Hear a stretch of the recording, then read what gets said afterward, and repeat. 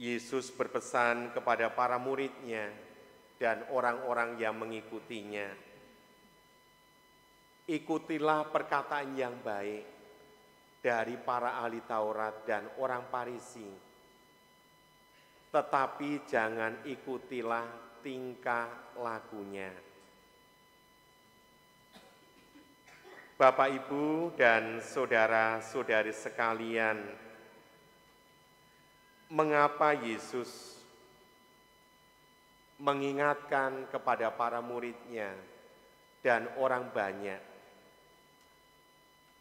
bahwa jangan ikuti perbuatannya, tapi dengarkanlah yang baik. Dan jawabannya sudah jelas di dalam bacaan Injil. Kata-kata yang indah, kata-kata yang suci, kata-kata yang adiluhung, yang rohani, yang keluar dari perkataan-perkataan ahli Taurat dan orang-orang Farisi ini ternyata diabaikan dalam hidupnya. Alasan yang disampaikan oleh Yesus bahwa mereka, para murid, jangan mengikuti perbuatannya karena apa yang dikatakan para ahli Taurat dan orang Farisi itu kebalikan. Suruh kalimat-kalimat dalam Injil sangat jelas. Salah satunya dikatakan demikian. Mereka mengikat beban-beban berat, lalu meletakkan di atas bahu orang, tetapi mereka sendiri tidak mau menyentuhnya. Konkretnya apa? Pada masa kehidupan Yesus di Palestina waktu itu ada 3 jenis pajak. Pajak yang pertama untuk kekaisaran Romawi. Pajak yang kedua untuk pemerintahan setempat. Pajak yang ketiga adalah pajak untuk bait Allah. Dan inilah yang sebenarnya diingatkan oleh Yesus. Mereka meletakkan beban-beban yang sangat berat, tetapi tidak mau menyentuhnya. Kita bersyukur semoga iuran-iuran di dalam paroki kita ini, anggaplah itu jangan pajak. Kalau di paroki Bintaro itu ada namanya iuran kartu kuning. Apakah di Pasar Minggu ada? Ada iuran kematian. Apakah ada juga di Pasar Minggu? Pasti ada. Lalu hari Minggu kita mesti kolekte. Dan hari ini Bapak Ibu juga tanda petik dipaksa oleh paroki Bintaro untuk berkolekte lagi.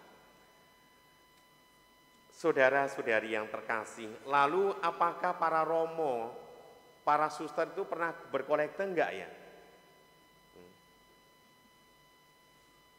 1-2 kali dalam pertemuan tepas pastoral di wisma, di salah satu wisma di Bogor, kalau ada temu pastoral, pasti para romo juga diajak untuk berkolekte, berbagi kasih kepada karyawan di wisma itu yang melayani kami hampir 2 minggu. Yesus mengingatkan kepada para pengikutnya, hati-hati dengan perbuatan-perbuatan orang Farisi, karena mereka pandai bersilat lidah, tetapi justru tidak melakukan yang indah-indah itu. Bahwa nasihat itu baik, betul. Bahwa nilai-nilai moral itu baik, itu betul. Atau mungkin nasihat-nasihat yang luar biasa, entah keluar dari pemuka agama, entah itu keluar dari para pendidik, dan seterusnya itu baik. Tetapi pada titik tertentu, ketika pemuka agama atau romo saya, Bapak Ibu, rajinlah berdoa. Bapak Ibu, rukunlah di tengah keluarga.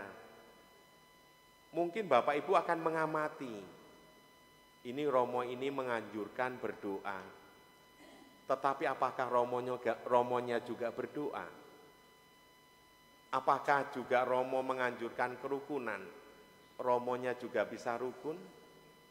Harapannya demikian. Tentu tidak semua indah dalam kenyataan-kenyataan hidup. Kita mohon rahmat kepada Tuhan, semoga perkataan-perkataan yang keluar dari siapapun, kita mesti kritis, berani menyaring. Apakah betul orang berkata indah, dia sendiri melakukannya atau tidak? Namun demikian, janganlah kita alergi ketika nasihat-nasihat suci itu diwariskan oleh orang tua kita, disampaikan oleh orang-orang yang memiliki kapasitas dalam hidupnya. Kita pun pasti akan terinspirasi dengan nasihat-nasihat nilai-nilai Kristiani itu. Kita mohon semoga dengan segala cara hidup kita masing-masing, semoga kita boleh mewujudkan apa yang kita katakan baik kepada orang lain, juga kita wujudkan dalam kehidupan sehari-hari. Tuhan memberkati kita.